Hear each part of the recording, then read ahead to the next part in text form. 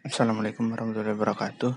Saya Muhammad Fatul Mubarak dari kelas 2 TIP 1 akan memaparkan materi tentang RAI, yang mana pada kesempatan kali ini saya sudah mendapatkan tugas, yaitu membuat program, yang mana program ini dalam program ini user akan menginput jumlah siswa yang ingin dia input data-datanya, seperti data nama siswa, nomor registrasi, dan kelas siswa. Kemudian eh, di sini saya sudah membuat programnya karena tadi saya mencoba untuk nge-record sambil buat, tapi waktu tidak memungkinkan. Jadi coba saya jelasin tentang program yang udah saya buat ini. Oke, di sini pertama-tama saya membuat public class-nya dengan nama Array2 ya. Kemudian di sini ada import, ya, import scanner ini buat nge-scan input atau nginput tentang berapa jumlah siswa yang ingin kita scan data-datanya. Kemudian itu juga untuk scanner di sini, scanner scan dan scanner input ya, kegunaan dari import Java Util Scanner ini. Kemudian langsung saja di sini ada integer A. Integer A ini saya gunakan untuk nginput masukkan jumlah siswanya, ya kan. Kemudian di sini ada sistem output-nya yang menanyakan masukkan jumlah siswa atau jumlah siswa yang user ingin input. Kemudian di sini di input. Nah, setelah itu misalnya di sini saya inputnya 2 di A ini kan. Kemudian berarti kita harus melakukan perulangan sebanyak 2 kali untuk memasukkan data-data siswa tersebut. Nah, di situ kita gunakan array-nya. Di sini saya menggunakan nama siswa 1, new string A. Ini A, jumlah kolom berarti di sini jumlah kolom berarti jumlah berapa kali perulangan ini akan terjadi.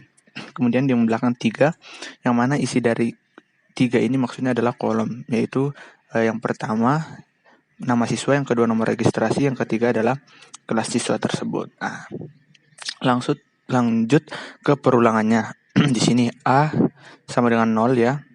Terus A lebih kecil, maksudnya di sini ntar si A-nya ini bakal berhenti ketika sudah lebih kecil dari maksimal siswanya ini atau data yang dimaksudkan. Kemudian akan bertambah di sini. Kemudian kita lanjut ke memasukkan data-datanya. Pertama kita print dulu, itu masukkan nama siswa ya, di mana yang masukkan nama siswa ini berada pada A ini, A sama dengan 0, berarti dia adalah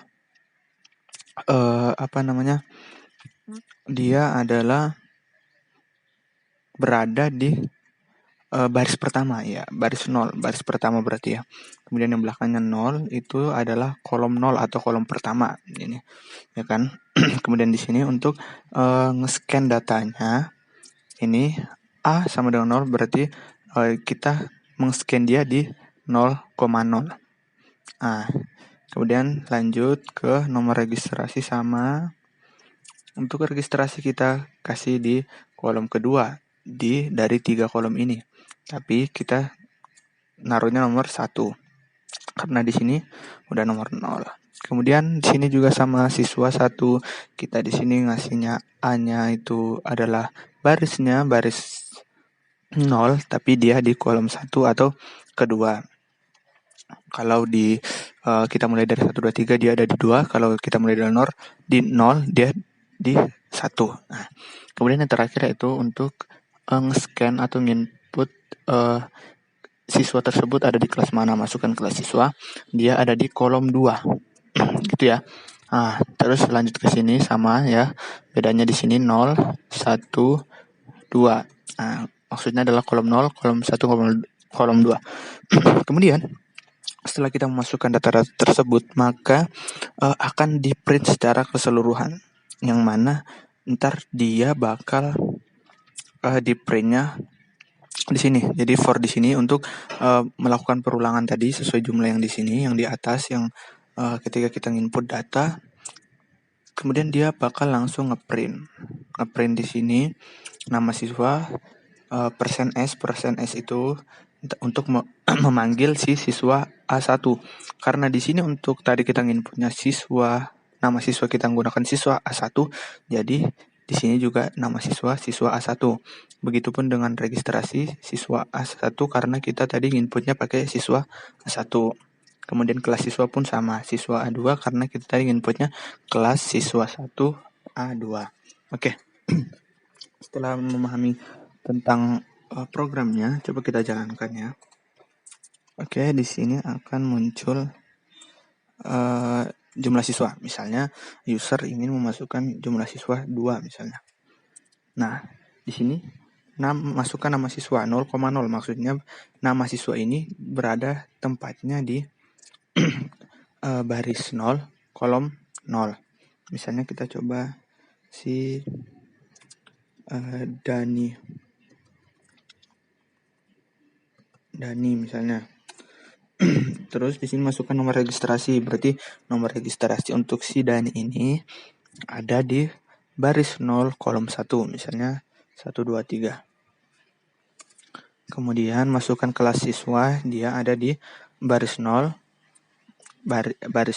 kolom 2, misalnya kelas 1 misalnya. Dia akan melakukan perulangan lagi. Dia kembali ke nama siswa karena masukkan jumlah siswanya 2, berarti dia melakukan perulangan sampai data itu ada 2. Misalnya ini untuk data baris pertama ini si Dani, berarti karena kita buatnya masukkan jumlah siswa 2 dan ketika kita masukkan 2 ini otomatis kita akan membuat baris 2 juga. Jumlah barisnya juga 2. Berarti yang kedua ini atau inputan nama siswa yang kedua ini adalah untuk yang baris keduanya. Baris 2 kolom 0. Baris 1 kolom 0 ya, karena kita mulai dari 0. Itu misalnya Denny. Kita masukkan misalnya ini ada di, berarti ini ada di baris 1 kolom 1. Misalnya 124. Kemudian kelasnya dia misalnya kelas 2. Maka yang akan keluar atau array-nya tadi, maka dia langsung ngeprint sekaligus 2 kali, yaitu yang keluar adalah nama siswa Dani, nomor registrasi 123, kelas siswanya 1 atau dia kelas 1, kemudian yang kedua atau perulangan yang kedua itu nama siswa Deni, nomor registrasi 124, kelas 2. Nah, coba misalnya di sini kita coba lagi. Itu kan kita tadi coba pakai ketika kita input jumlah siswanya 2. Coba kita agak banyakkan ya. Setelah isi langsung, ntar kita lihat hasilnya. Misalnya kita langsung masukkan berapa ya yang banyak? 5 deh, 5. Misalnya nama yang pertama misalnya Ferdi. Nomor registrasinya 123, dia kelas 1. Kemudian yang kedua Vira. 124, dia kelas 2. Kemudian si Furi. Dia 125 kelas 3. Kemudian Visi deh nggak apa-apa. 126. Dia 126. Kelasnya kelas 4. Berarti satu lagi itu Fono, misalnya Fono. Ini 127, dia kelas 5. Maka yang akan keluar seperti ini. Ya, di sini karena kita tadi masukkan jumlah siswanya ada 5, maka perulangannya terjadi 5 kali atau kita nginput 5 baris. Yang depan ini ya, baris 0, baris 1, baris 2, baris 3, baris 4. Itu berarti jumlah barisnya ada 5. Kemudian dia melakukan perulangan, dia akan ngeprint sebanyak 5 kali di sini ya. Kurang lebih begitu untuk materi array ini. Kurang lebihnya saya mohon maaf. Wassalamualaikum warahmatullahi wabarakatuh.